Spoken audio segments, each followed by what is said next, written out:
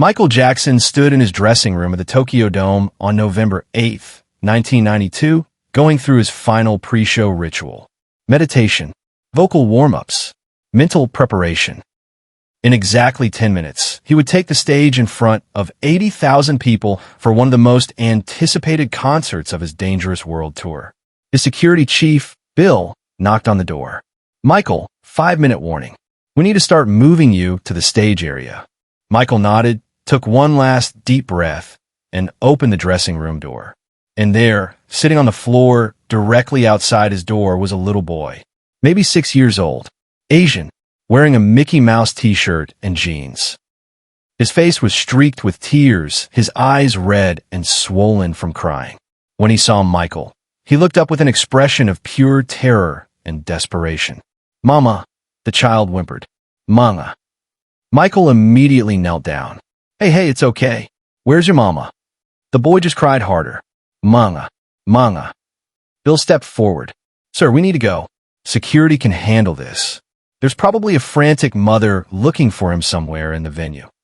But Michael didn't move. Something about the child's eyes, about the absolute fear and confusion radiating from this small person, made it impossible for Michael to walk away. "What's your name?" Michael asked gently in English. The boy stared at him, not understanding. Michael tried again, speaking slowly. "Name? Your name?" "Nothing." The child didn't understand English. Bill checked his watch. "Michael, we have 80,000 people waiting. The show needs to start in exactly 8 minutes." Michael looked at Bill, then back at the crying child. "Then they'll wait 9 minutes. Or 10. Or however long it takes." He scooped the little boy into his arms. The child was shaking, terrified, but he clung to Michael like a lifeline. "Give me a translator," Michael said. "Japanese.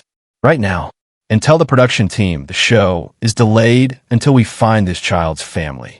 What happened in the next 40 minutes became one of the most emotional, most human moments in concert history. And a little boy named Kenji Takahashi, lost in a stadium of 80,000 people, would never forget the night a stranger became his guardian angel. Let me take you back to earlier that evening to understand how Kenji ended up outside Michael Jackson's dressing room. Kenji Takahashi had come to the Tokyo Dome with his mother, Yuki, and his older sister, Hannah, who was 8. It was supposed to be a special night. Yuki had saved for 6 months to buy tickets to Michael Jackson's concert. Her children loved Michael Jackson. They watched his videos constantly. They practiced his dance moves. This concert was a dream come true. But the Tokyo Dome was massive, overwhelming, especially for a single mother navigating a crowd of 80,000 people with 2 young children. Yuki held Kenji's hand tightly as they moved through the corridors trying to find their seats. And then, in the chaos of the pre-show rush, in a moment of distraction as Yuki checked their tickets, Kenji saw something that caught his attention. A man walking by wearing a jacket covered in sequins that caught the light. It looked like Michael Jackson's jacket. Kenji thought it was Michael Jackson. He let go of his mother's hand and followed the jacket. By the time Kenji realized the man wasn't Michael Jackson, by the time he turned around to go back, his mother was gone. The crowd had swallowed her. Everywhere Kenji looked, he saw thousands of strangers. Tall people, adults, an overwhelming mass of humanity. He was 6 years old and completely lost. Kenji started crying immediately.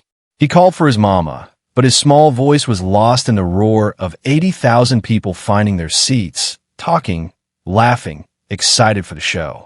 Nobody heard him. Nobody noticed him. Terrified and not knowing what else to do, Kenji started walking. He went down corridors, through doorways, following any path that seemed less crowded, hoping somehow to find his mother. He walked for what felt like hours, but was probably 15 minutes. And then he ended up in a backstage corridor. Security should have stopped him, but in the chaos of pre-show preparation, with staff running everywhere making final checks, a small child slipped through unnoticed. Kenji saw a door that was slightly open. Light spilled out. He heard soft music inside. He pushed the door open wider and peeked in. The room was empty, but it felt safe, quiet, not like the terrifying chaos of the stadium. So Kenji sat down right outside that door and cried. He cried for his mama. He cried because he was lost. He cried because he was 6 years old and scared and didn't know what to do. That door was Michael Jackson's dressing room. Now, 10 minutes before showtime, Michael held this sobbing child in his arms while Bill called for a Japanese translator from the venue staff. Within 2 minutes, a young woman named Akiko arrived. She worked in the Tokyo Dome's guest relations department. "Mr. Jackson, I can translate. What do you need?" Michael looked at her with intense focus. "I need you to ask this child his name, his mother's name, and anything that can help us find his family. And I need you to tell him that he's safe, that we're going to find his mama, and that everything is going to be okay." Akiko knelt down and spoke to Kenji in Japanese. The little boy responded through his tears. "His name is Kenji Takahashi," Akiko translated. "His mother's name is Yuki Takahashi. He came here with his mother and his older sister Hannah. He got separated from them in the crowd. He's been lost for maybe 30 minutes. He's terrified." Michael pulled Kenji closer. "Tell him I'm going to help him find his mama. Tell him he's safe now. Tell him his name means intelligent second son, and that smart boys don't give up. We're going to find her together." Akiko translated. Kenji looked at Michael with wide, tear-filled eyes and said something in Japanese. "He says he knows who you are," Akiko translated. "He says you're Michael Jackson. He says his mama brought him here to see you. He's been looking forward to this for months." Michael's eyes filled with tears. This little boy had been so excited to see him perform. Instead, he'd gotten lost, terrified, separated from his family. Bill approached carefully. "Michael, we've contacted stadium security. They're searching for the mother now. But sir, we really need to think about the show. 80,000 people are waiting. The production team is holding the start, but we can't delay much longer without causing problems." Michael looked at Bill like he'd spoken a foreign language. "The show can wait. This child needs his mother. Nothing is more important than that. Nothing." He turned to Akiko. "Tell the production team to make an announcement. Tell them to put Kenji's description and his mother's name on the big screens. Tell them we're looking for Yuki Takahashi and her daughter Hannah. Tell them the show will start when we find them." Bill looked panicked. "Michael, you want to delay the show and tell 80,000 people why?" "Yes, exactly that. Michael, we can have security handle this. You can start the show. They'll find the mother and—" "No." Michael's voice was firm but not angry. Just absolutely certain. "I'm not performing while a 6-year-old boy is separated from his mother. I'm not going on stage and singing about healing the world while a child is terrified and alone. We find his family first. Then we do the show." Bill stared at Michael for a long moment, then nodded. "I'll make it happen." 5 minutes later, Michael Jackson walked onto the stage at Tokyo Dome. But not the way anyone expected. He walked out in his street clothes, not his performance costume. No dramatic entrance. No light show. No opening music. Just Michael, carrying a 6-year-old boy in his arms, walking to the center of the massive stage in front of 80,000 confused people. The crowd fell silent. This wasn't how the show was supposed to start. What was happening? Michael stood at the center of the stage, holding Kenji, who clung to him and buried his face in Michael's shoulder. "Ladies and gentlemen," Michael said into the microphone, his voice gentle but clear. "Thank you for your patience. Before we begin tonight's show, we have something very important to do. This is Kenji." He turned so the cameras could show Kenji's face on the massive screens around the dome. Kenji is 6 years old. He came here tonight with his mother, Yuki Takahashi, and his sister, Hannah. They got separated in the crowd. Kenji has been lost and terrified. He's been crying for his mama for the last 40 minutes. The crowd gasped. 80,000 hearts broke simultaneously. "I found Kenji outside my dressing room," Michael continued, "and I made a decision. I'm not starting this show until Kenji finds his family. I'm not leaving this stage until we bring his mama to him." Michael gestured to Akiko, who had come onto the stage with him. "This is Akiko. She's going to translate for us. Akiko, please ask the audience. If anyone knows where Yuki Takahashi is, if anyone sees a woman with a daughter named Hannah who is looking for her son, please help us bring them together." Akiko translated into Japanese. Her words boomed through the stadium speakers. And then something beautiful happened. The entire stadium became a search party. 80,000 people stood up and started looking around. People were calling out, "Yuki Takahashi." People were checking their sections, asking their neighbors, creating a human chain of compassion. The stadium screens showed Kenji's face, his tear-streaked cheeks, Michael holding him protectively. And then the screens switched to show sections of the crowd, cameras panning, searching. Michael sat down cross-legged on the stage, still holding Kenji. "It's okay, buddy," he whispered, even though Kenji couldn't understand English. "We're going to find your mama. All these people are helping us. See? 80,000 people are looking for your mama right now." Akiko translated. Kenji looked out at the massive stadium, at the sea of people who had all stopped their celebration to help him, and his crying slowed. He was still scared, but he was surrounded by kindness on a scale he'd never imagined. 1 minute passed. 2 minutes. The stadium remained standing, searching, calling out names. And then, from section 214, a scream. A woman's voice, desperate and raw with emotion. "Kenji! Kenji! Watashi no Musuko." The cameras swiveled to section 214. There, climbing over seats, pushing through people with security guards, trying to both help and control the situation, was a woman. Disheveled. Crying. Hysterical with relief and fear. Yuki Takahashi had been searching for her son for 45 minutes in absolute terror. She had reported him missing to security. She had been escorted to the security office. They had been searching. And then, when the show didn't start on time, when Michael Jackson walked onto the stage with her son, when his face appeared on the massive screens, Yuki had screamed so loud that everyone in her section heard her over the noise of 80,000 people. Michael saw the cameras focus on section 214. He saw the desperate woman fighting to get to the stage. "That's her," he said. "Security, bring her here. Bring her to her son. Right now." It took 3 minutes for security to escort Yuki Takahashi from section 214 to the stage. 3 minutes that felt like hours. Michael held Kenji and talked to him softly through Akiko's translation. "Your mama is coming. Do you see her on the screen? She's coming to you. She never stopped looking for you. She loves you so much." Kenji stared at the screens, showing his mother moving through the stadium, escorted by security, running when she could, crying his name. When he saw her face on the giant screen, he started crying again, but this time with relief. "Mama, Mama." When Yuki finally reached the stage, when she climbed the steps and saw her son in Michael Jackson's arms, she collapsed. Her legs gave out. She fell to her knees on the stage, sobbing, reaching for Kenji. Michael carried Kenji to her and gently placed the boy in his mother's arms.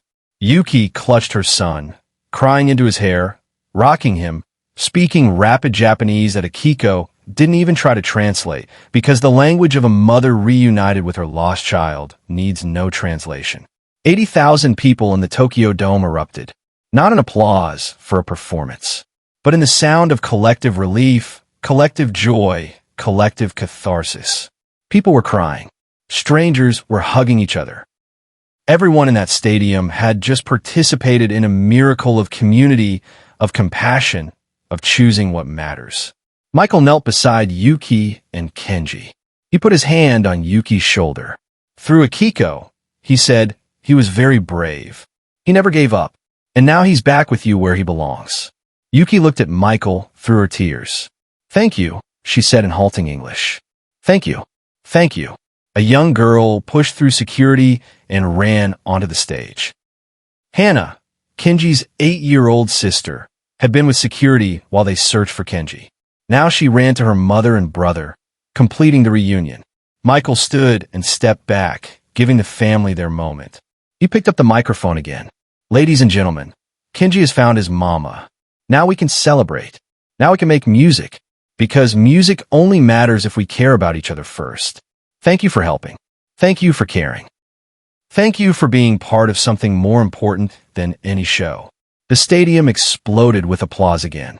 Michael walked to the wings of the stage, letting the Takahashi family have their moment, letting the cameras show their reunion, letting 80,000 people witness the completion of the story. But before Michael could disappear backstage, Kenji pulled away from his mother, and ran to Michael. He grabbed Michael's leg and said something in Japanese. Akiko translated, her voice breaking. He says thank you for not leaving him. He says you're his hero. He says he loves you. Michael knelt down one more time and hugged Kenji. I love you too, buddy. You're very brave. And you know what? You and your family are staying for the show. Front row. Special guests. Because tonight is for you. Michael's team quickly arranged for the Takahashi family to sit in a special area at the side of the stage where they would have the best view of the entire concert. When Michael finally began the show, 47 minutes late, he dedicated the entire performance to Kenji. Tonight we learned what matters, Michael said as the opening music began. Not the show, not the spectacle, but this. Each other. Love. Family. Taking care of the lost until they're found. Michael performed with an intensity and emotion that his team said was different from any show they'd seen. He would look over at Kenji throughout the concert, checking on him, smiling at him, making sure the little boy knew he was seen, valued, protected.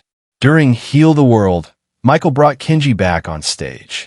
He held the boy's hand while singing about making the world a better place, about caring for children, about creating a future worth living in. 80,000 people sang along, but the song wasn't for them. It was for Kenji. It was Michael's promise that the world could be a place where lost children are found, where strangers become family, where fame and success mean nothing compared to the safety of a 6-year-old boy. The Tokyo concert became legendary, not because of production value or technical excellence, but because 80,000 people learned that they could be part of something greater than entertainment. They could be part of rescue, of reunion, of love and action. Video footage of Michael finding Kenji, of Michael refusing to start the show, of the reunion on stage, went viral globally. News outlets around the world covered it.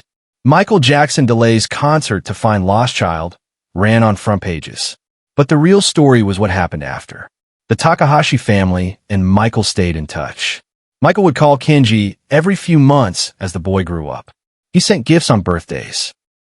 When Michael toured in Japan again, the Takahashis were always invited as special guests. When Kenji turned 18, Michael flew him to Neverland Ranch and spent a week mentoring him. You're going to do great things, Michael told him, because you learned young that when you're lost, you don't give up. And when you see someone lost, you don't walk past them. You stop. You help. You stay until they're found. Kenji Takahashi became a child psychologist specializing in trauma and separation anxiety. He works at a children's hospital in Tokyo, helping kids who have experienced being lost, being scared, being separated from their families. In his office, there's a photo of 6-year-old Kenji being held by Michael Jackson on the stage at Tokyo Dome. Below it is a plaque with Michael's words. We find the lost before we do anything else. That's what makes us human. When Michael Jackson died in 2009, Kenji Takahashi was one of the speakers at the memorial service in Tokyo. He stood before thousands and told the story of November 8, 1992. I was 6 years old and lost in a crowd of 80,000 people, Kenji said. I was terrified. I thought I'd never see my mother again. And then a stranger found me. He was the most famous person in the world. He had 80,000 people waiting for him to perform. He had obligations, schedules, responsibilities. Kenji paused, his voice breaking. But Michael Jackson looked at me and decided that I mattered more than any of that. He delayed his show. He carried me onto that stage. He asked 80,000 people to help find my mother. He refused to perform until I was safe. Michael taught me that night what heroism really means. It's not about fame or talent or success. It's about seeing someone who needs help and choosing to help them, even when it's inconvenient, even when it costs you something, even when you could easily walk away. Kenji held up a small object, Michael's white glove, which Michael had given him years later as a gift. Michael told me to keep this as a reminder. He said, when you're an adult, when you're successful, when you're busy and important, you're going to walk past people who need help. You're going to be tempted to think your schedule matters more than their crisis. This glove is to remind you, stop, help, stay until they're found. I keep that promise every day. Every child I help, I'm honoring Michael. I'm proving that what he taught me matters. that stopping for the lost is always the right choice. Today, there's a plaque at the Tokyo Dome commemorating November 8th, 1992. It reads, "On this night, Michael Jackson delayed his concert to find a lost child. 80,000 people chose compassion over entertainment." This is where we learned what really matters. Every artist who performs at the Tokyo Dome is told the story of Kenji Takahashi. Many have incorporated moments of social responsibility into their shows, inspired by what Michael did that night. The story of Kenji and Michael teaches us something profound about priorities, about choosing humanity over obligation, about understanding that the show can always wait, but a terrified child cannot. Michael Jackson had every reason to hand Kenji to security and start the show on time. He had 80,000 people waiting. He had broadcast obligations. He had contracts and schedules. Nobody would have blamed him for performing while security searched for the mother. But Michael understood something deeper. He understood that if he walked onto that stage and performed while a 6-year-old boy cried for his mama, he would be proving that entertainment matters more than anguish, that schedules matter more than souls, that fame matters more than family. And Michael refused to prove that. He refused to be that person.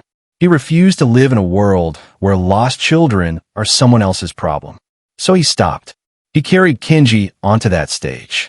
He looked at 80,000 people and said, "We find him first. Then we celebrate." And because he made that choice, Kenji found his mother. 80,000 people learned what compassion looks like in action. And the world saw that true greatness isn't measured in album sales or sold-out stadiums. It's measured in the moments when we choose the lost child over the waiting crowd. If this story broke your heart open and reminded you what matters, subscribe and share it. Because every day we have opportunities to walk past the lost or stop for them.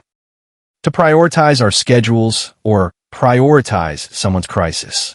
To perform or to protect. Hit that notification bell for more stories that restore faith in humanity. Comment below.